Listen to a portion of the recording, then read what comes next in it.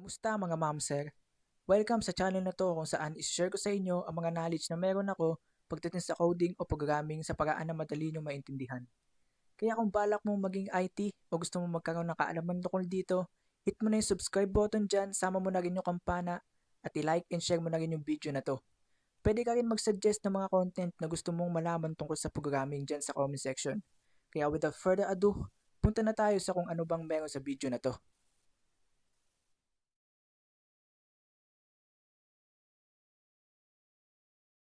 Welcome ulit mga ma'am sir sa pinakaunang video sa channel na to. Ang ituturo ko sa inyo ngayon ay ang Java programming language. Bakit nga ba Java? Well, para sa akin, ang Java is isa sa pinakamagandang programming language na pwede mong matutunan. And sabi ng iba, mahirap daw ang Java. And well, totoo naman. Pero para sa akin din, kapag naaral mo na ang Java, madali ka na makapag-transfer sa iba pang programming language na gusto mo matutunan. Isa din sa pinakamagandang feature ng Java is pwede siya i-run sa kahit anong operating system tulad ng Windows, Linux, or kahit Mac OS man yan. Mayroon nga silang kasabihan sa Java na write once, run anywhere. And isa din sa dahilan kung bakit Java yung napili ko kasi recently, ito yung ginagamit kong programming language. Bago ang lahat, ano nga ba ang kailangan natin para makapag-run ng Java application? Unang-una at ang pinakamahalaga ay ang JDK or Java Development Kit para makapag-compile o makapag-run ng Java program. Pangalawa, IDE, which is kung saan tayo magsusulat ng Java program. Ang gagamitin ko ngayon na IDE is Eclipse. Kayo, bahala kayo kung anong gusto nyo gamitin. Pero, ang suggestion ko is IntelliJ or Eclipse. Sa video na to, hindi ko na isasama paano mag-install step by step ng JDK and ng IDE. Ilalagay ko na lang sa description yung mga link kung saan nyo pwede siyang ma-download. And kung gusto nyo ng step by step, umanap na lang kayo ng ibang video content tungkol dyan. Tapos balikan nyo ako. Balikan nyo ako ha. Ang objective natin ngayon sa video na to is kung paano mag-create ng Java program or project and mag-create ng Java class. Then, mag-display ng simple text. And ituturo ko sa inyo kung paano yung system.out.print and system.out.println and kasama na din yung comment ng single line and comment ng multiple lines. Kaya, tara! Para makapagawa ng project, pwede natin itong click a Java program or punta tayo sa file, new, and Java project. Then, mag-provide lang tayo ng project name, which is sa akin is Java demo. Then, click lang natin yung finish. Then, sa project explorer natin, makikita na natin ginawa nating project. Then, may source folder.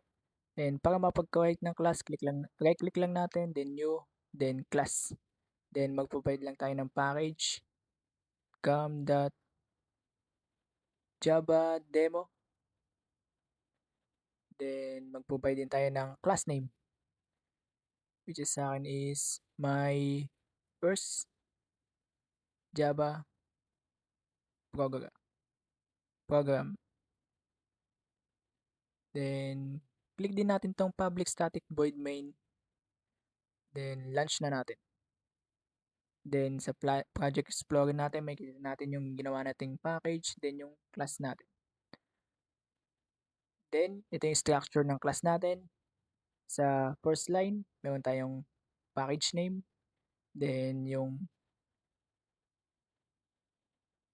class natin, which is my first Java program. Then, yung main method natin, which is tong public static void main.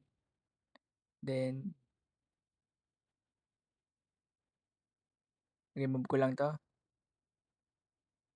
Then, ang objective natin is gumawa ng statement and mag-print ng simple text. Mag-iwan ako ng comment and para mapag-iwan ng comment is double slash then yung text na gusto natin comment. print simple text. Then, para makapaggawa ng statement and makapag-print ng line, ang una nating sulat is system.out.print, then open and close parenthesis, then sa loob ng open and close parenthesis, double quotation mark, sa loob ng double quotation mark is yung mismong text na gusto nating display. Hello world. Then semicolon sa dulo. Then click lang natin save, then right click, run as Java application. Then, ito na yung makikita nating output sa ating console. And mag-print ulit tayo ng isa pang line. Copy lang natin tong ginawa natin. And then, paste natin sa baba. Then, isa pa. And palitan natin ng text. Ito pangalawa is hello universe. Then, hello space. Then, save natin. And right click ulit. Run as Java program. Then, ito yung lalabas sa ating console, which is hindi ka aya-aya. Sa isang line lang, pero tatlo yung print natin. Then, yan, yung pangalawang print natin and yung pangatlo. So, magkakadikit sila. Yun na ang system out.print. Paano naman kung gusto natin siya i-print ng separate line? Ganito lang yan. Mag-iwan lang muna ako ng comment dito. Lalagyan ko lang to ng description. Comment for single line. Paano naman kung gusto natin mag-comment ng multiple lines? Mag-ano lang tayo? Isang backslash, then asterisk, then sa hanggang kung saan natin siya gustong i-comment. Iwan lang ako dito ng description ulit. Comment for multiple lines. Then, try natin i-run. Then, kung napapansin nyo, wala siyang na-display. Kasi, kinoment natin yung ginawa nating mga text. Kakopy ko lang tong tatlo. Then, ipipaste ko siya sa baba.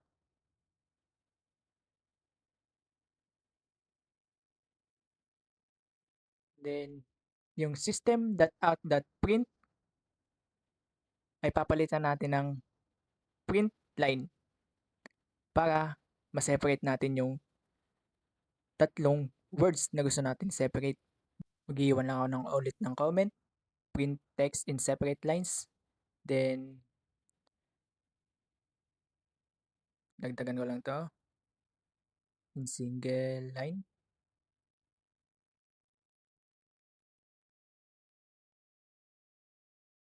Nanusog lang natin to para makita nyo yung difference ng comment sa single line and multiple lines. Then, yung gagawin natin ngayon is papalitan natin yung print ng print line or print ln na print line na pinaikli. Then, click natin yung save.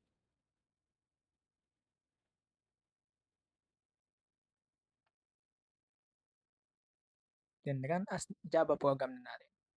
Then, yan na yung lalabas sa ating console, which is yung kaninang single line lang yung mga text natin, ngayon, nasa separate line na sila.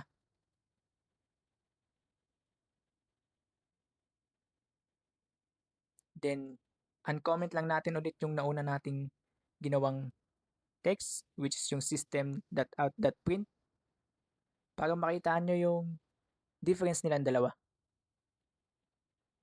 Maglalagay lang ako dito ng line for separation and click natin yung save. Then, try natin i-run. Oops. Then, may bad. Yung line natin, nasama dun sa pinakauna. Kasi nga, yung una nating text bago yon is print lang, hindi print line. Ang gagawin ko dyan is gagawa ulit ako ng text na print line, then space lang. Wala akong lalagay. Then click natin save and run natin yung application. Then ito yung nakikita niya sa ating console, which is yung first line is yung text natin single line, then yung sa baba is separate line. Yun yung difference natin between system.out_print and system.out.println.